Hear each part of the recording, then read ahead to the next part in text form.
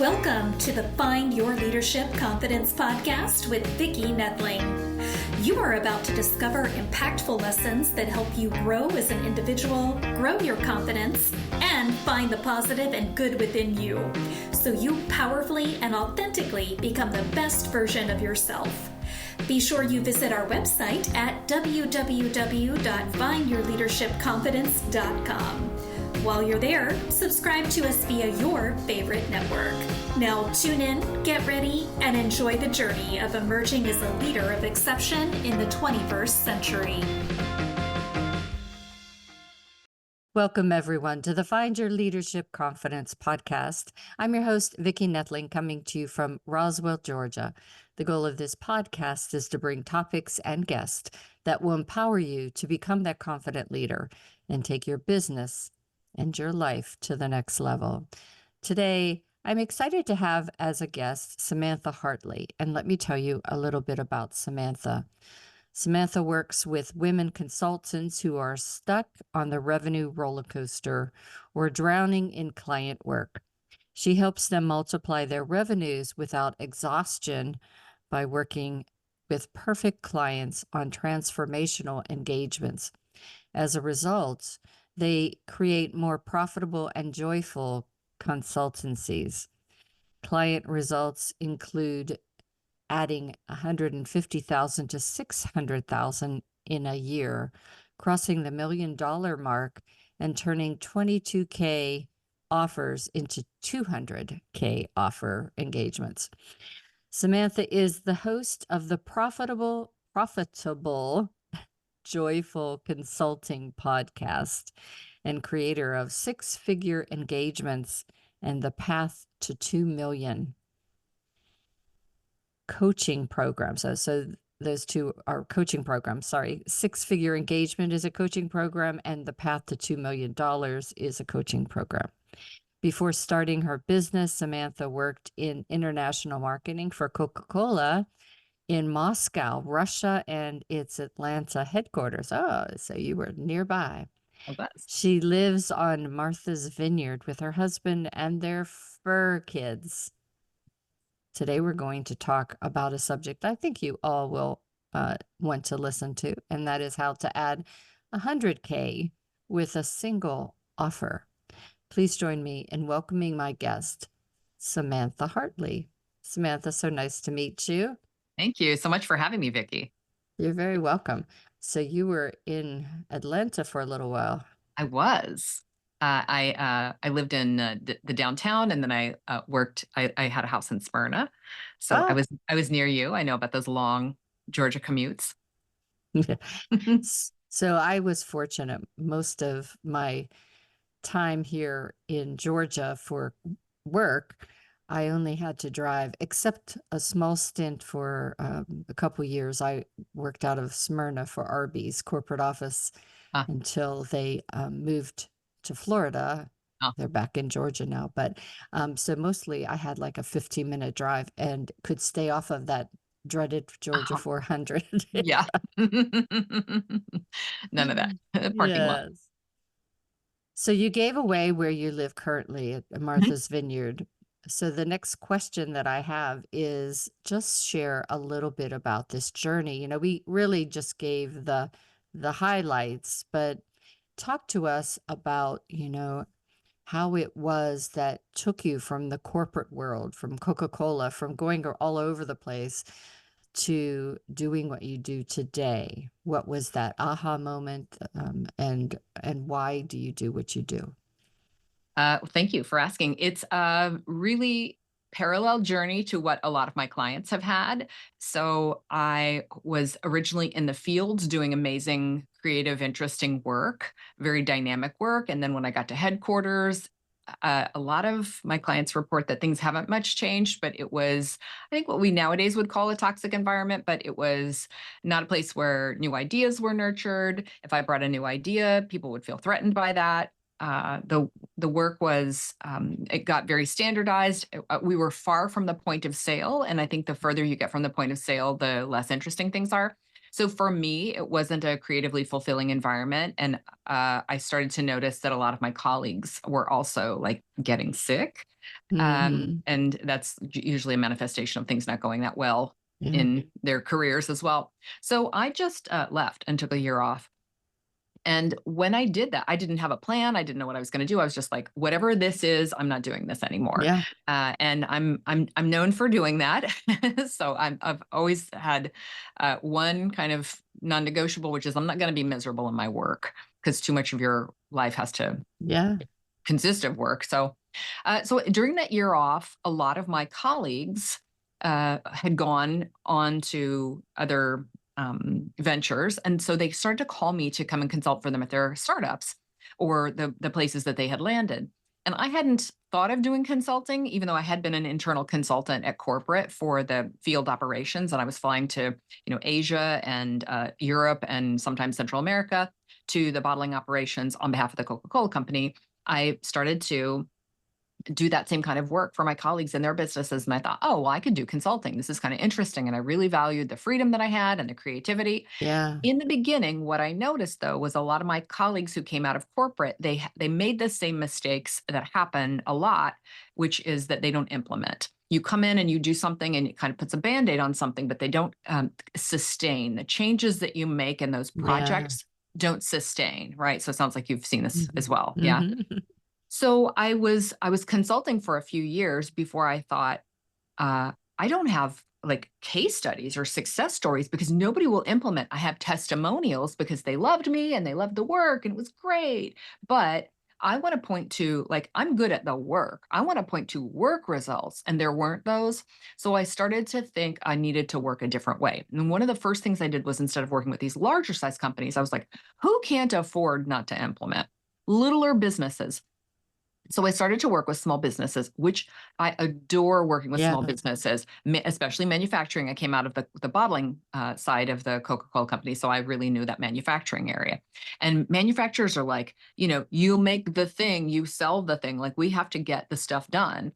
So I worked with manufacturers and then other service businesses, family-owned businesses.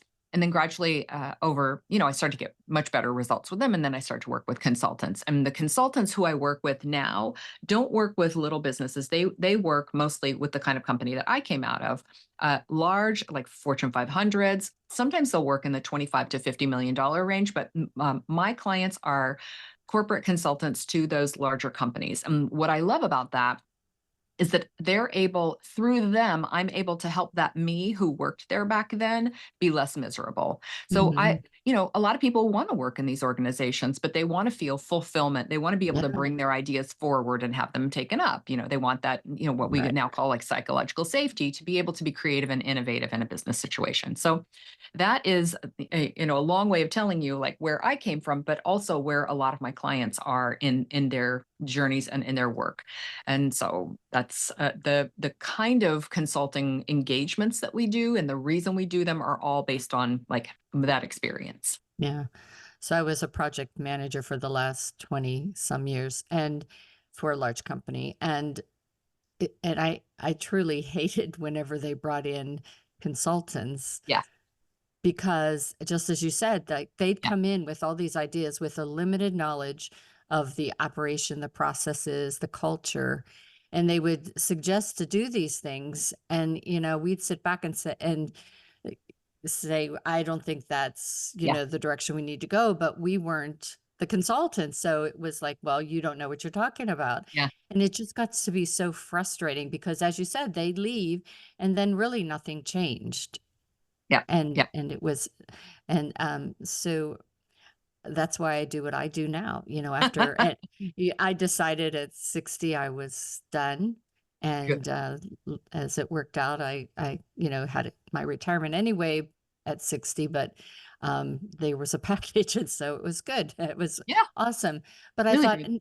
I need to just be sure that people understand they have a voice and that and you don't need to be unhappy in where you are because that doesn't help the culture, it doesn't help the business, and the team. And so Yeah, as leaders we need to be able to listen to what they're saying, and as you say, act, change. A change is scary, but you have to change. you can't always be right out there, leaders. Yes.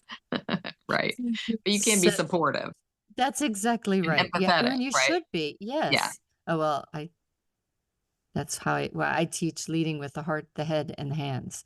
Ah, And the first thing is to build those relationships, be empathetic, yeah. use your emotional intelligence, your gut, and all those things. So, Wonderful.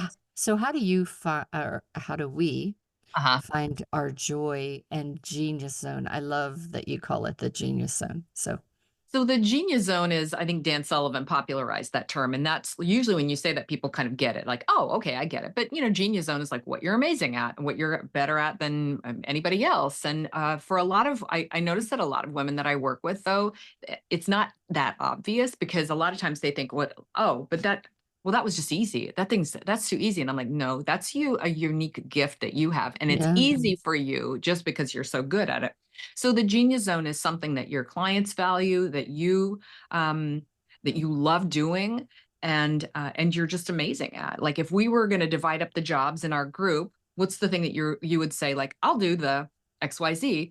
Almost always there's somebody who's like, I'll do that because that's easy for me. I love doing that, whatever. Mhm. And often other people will look at that and be like, somebody wants to do it? Oh my gosh, that's so, Yes. my clients who are in like team conflict resolution and all that kind of stuff, like, do you want to? Okay.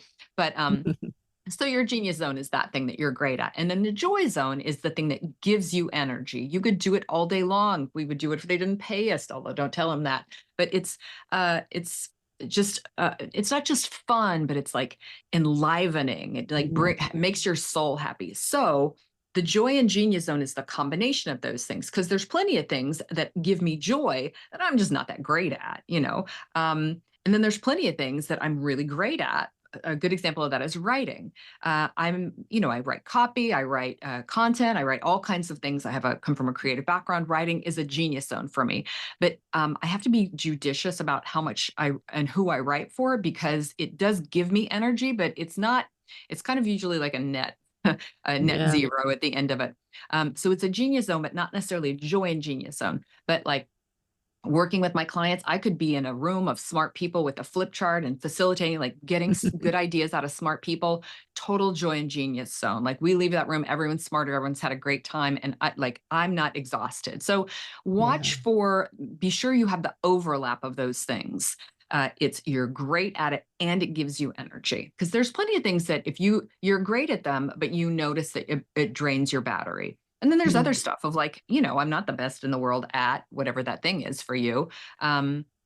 I would say, like, typing, or, I competed in agility for years with my dog. I was not that good at it. She was great. I was not that good at it, but I loved it and could have done it forever. Well, I shouldn't quit my day job and go pursue that career, because but I loved it. So watch for what that is in your work, and make sure you're doing the overlap of those two things. Because, as they say, like, if you love what you do, you'll never work a day in your life. And I'm like, if you do this, your genius zone is usually your core gift and your core moneymaker as well. Yeah, absolutely.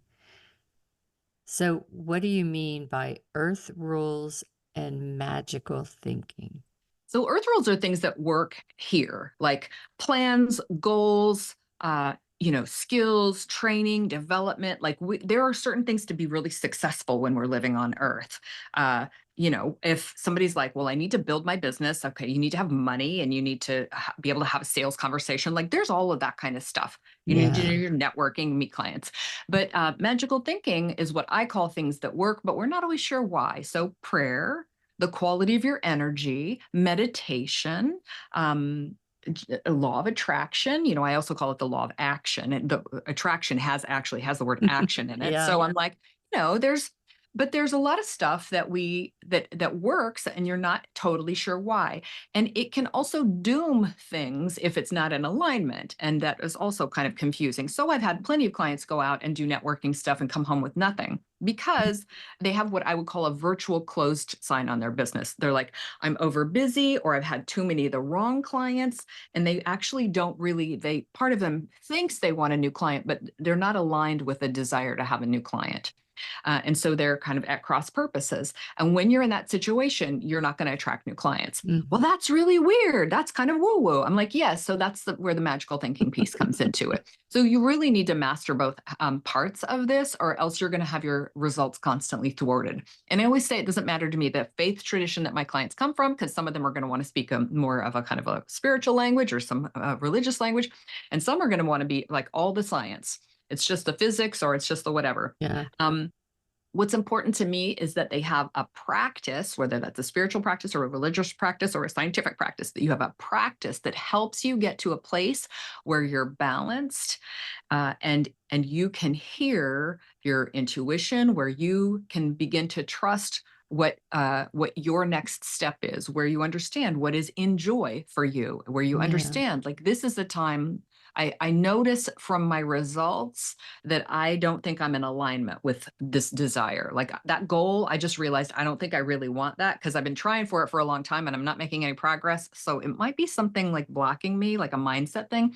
So when you have enough like journaling or quiet time or meditation or whatever is your path, you need to be in touch with being able to hear that. So that's the thing that I work with my clients on a lot, is like, what do you need to do to be your best version of yourself so you can hear that? Yeah.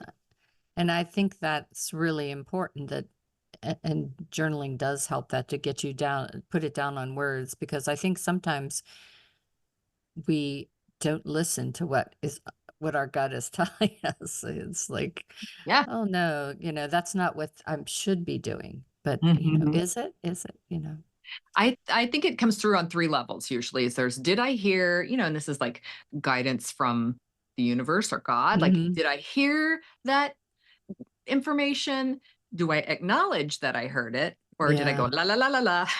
And then do I act on what I heard? And to me, those are Yeah. the three levels of inspiration, spirit coming into you. The three levels of inspiration or guidance are, did I hear it? Because I think a lot of times, people they put themselves in situations where everything is too noisy and they can't Yeah. hear it.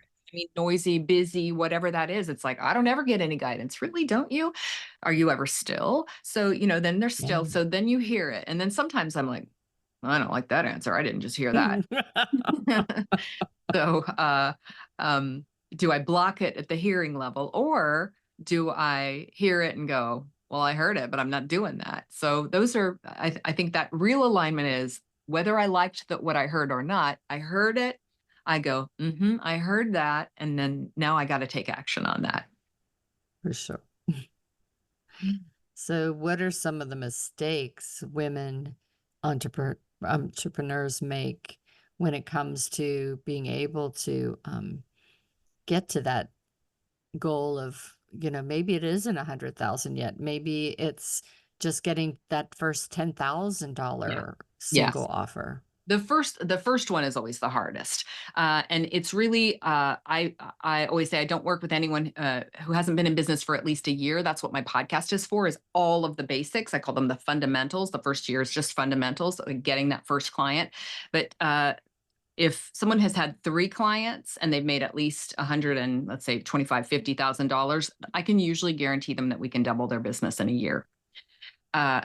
Before that, though, and this is the piece that you're talking about, the very hardest part is, can you get the first client? Because you have to get over, especially people who've come out of corporate, the thing you're selling is you. Yeah. But I sold this, or before I was an internal, they were in human resources and I influenced or I managed or whatever. Yeah. So now the thing that you're selling is you. So I'd say that first mistake is thinking that the thing you're selling is you. So I know that sounds contradictory, but what you want to do is you want to pull your service, that genius, whatever that gift is, you want to pull that outside of yourself. And I'm going to package that service, and that's the thing that you're selling. And the service is really what that outcome is you get for your client. Mm. So when I think one of the first mistakes is believing that if I believe what I'm selling is me, then I feel like, ugh, I'm selling myself. That feels gross. I don't like sales. Now I don't like whatever. And when somebody has an issue with what you're charging, it feels like, oh, they're pushing back on my worth. I'm not valuable. All of those kinds of things really muck up what's happening. So if you think the service I offer is, I'm doing team building with organizations, awesome, or team conflict resolution, or team whatever with an organization. you may feel like what you're selling is you. And people will even say things like, well, what they really buy into is you and their belief that you can help them get these results. So of course we have to be credible, but if you can say, yes, an organization who has this problem or challenge, I promise they'll get these results when we work together. I'm Right. going to bring in a process or a service or whatever, a magic wand, however you do your magic trick that gets these results. I'm going to bring that in. Mm. You're going to pay money for that. And then you're going to get this transformation. So really bringing that process away from yourself is, I think, part one of it. Part two is a lot of women will undercharge for that because it's not about how hard or easy it is for you. It's not about how valuable or worthy or whatever you feel. It's what's the value that the client's going to get out of it. And if you Mhm. work for a little business, they might get less value because a productive employee here can bring in $500,000 and a productive employee in a larger organization can bring in $5 $5 million. million. Right. So the pricing for that necessarily needs to be different. And that's a little bit of a mind bender especially when you're first starting out, about how do I do something like that? So the value is in the eye of the receiver, just like beauty's in the eye of the beholder. Value is in the eye of the person receiving that service. So it's not about how I priced myself. It's about what's the value they get. And so coming up with a price is a combination of like, well, what other people are charging, because I can't say it's going to be $500,000 if everybody else is charging $5,000. But I'm not going to say it's $5,000 if everybody's charging $5,000. I'm probably going to say it's 3 to 5 times more what everybody else is charging, because people like a premium product. Yeah. And then the third thing I think that a lot of people do is that they do things on their own. And when you are starting out in business, when you're in your first couple of years in business, or when you're in your 20th year in business, being isolated from other people who do what you do is just crazy making. Yeah. Because Yeah. you're like, is it only me? Mm. Why is this so hard? I guess I just have to kind of like blaze the trail and do this. And it's like, no, this has totally been done and it's totally knowable and doable. So I'll have clients who will come to me after being in business for, let's say, 3 years. And I'll be like, okay, so here's the way we're going to restructure the way you're doing your work. And I've had clients say to me, I would have never thought to structure things this way. I would have never in a million years come up with doing it this way. And I'm like, it's the obvious way. It's the right way. But on your own, you can't know You that don't know that. because they were experts on something else. Most of my clients were, again, human resources, or they came out of corporate sales, or they were in product development, or whatever they were doing before, finance, IT. And now they're building and growing a business, and they didn't have to do that because they worked at a huge company where all that was taken care of. Mm-hmm. Yeah. Very good advice being shared out there, y'all. So what are,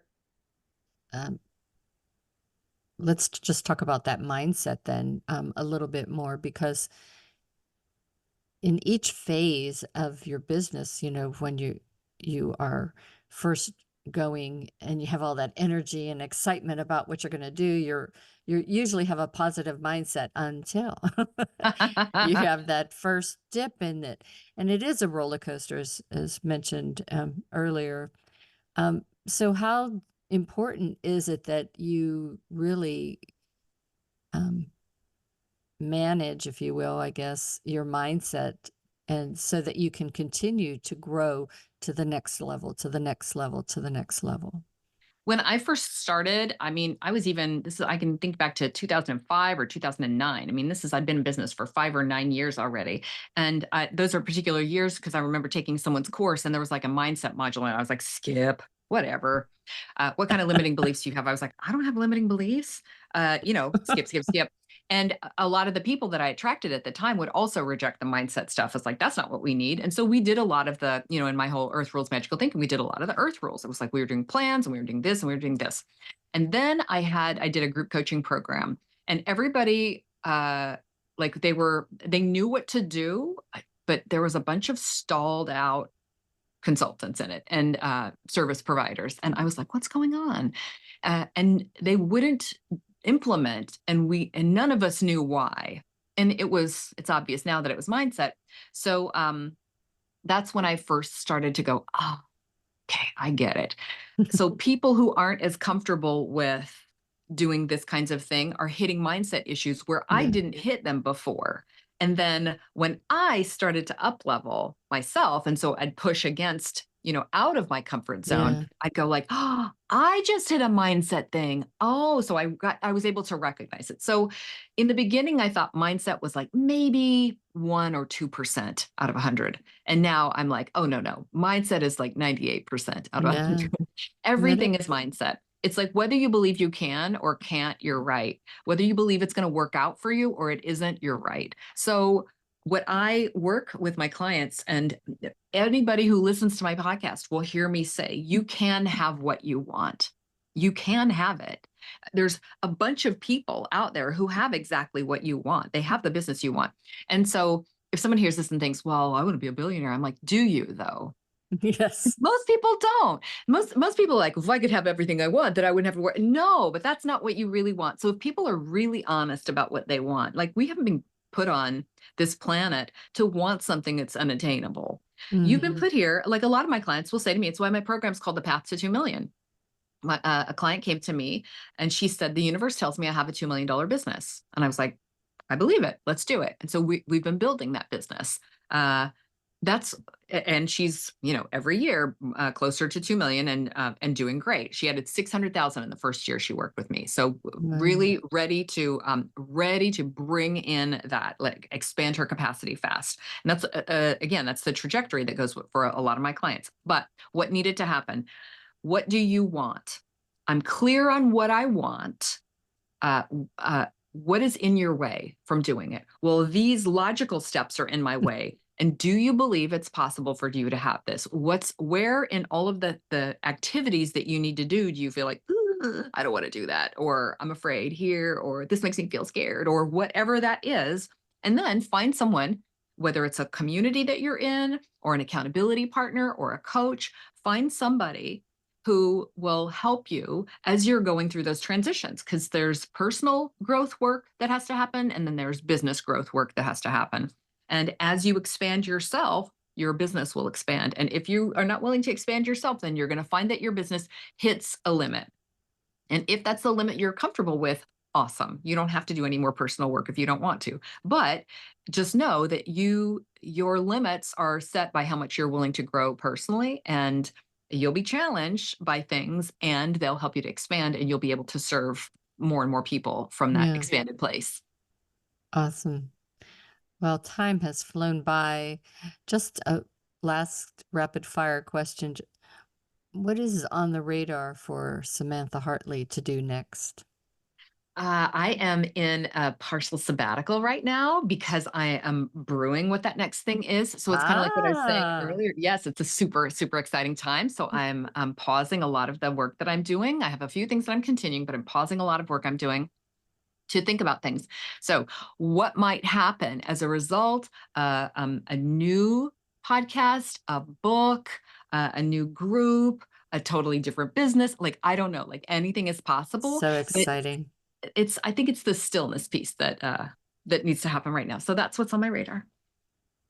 I think that's probably a good advice for a lot of people. It's scary. It's scary to say, I don't know what I'm going to do next, but I think it's really smart. For me, when I retired in 2018, I took 2 years, not, I had my anti-aging business, Yeah. but it kind of was not a big time crunch the way that they have it structured. So Yeah. I was like, I'm going to travel and I'm going to play with my grandkids and I'm going to just do this. And 2 years was all it took for me to say, I feel like I need to give back. I feel like I'm, not contributing to the world. And so then it was like, okay, what can I say yes to as it comes along? So the business, the podcast, the coaching, the teaching, all that.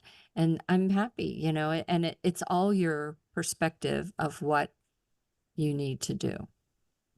Totally. So I am excited to hear what you end up coming up with. We'll have to revisit in 6 months maybe and see if you've come across that.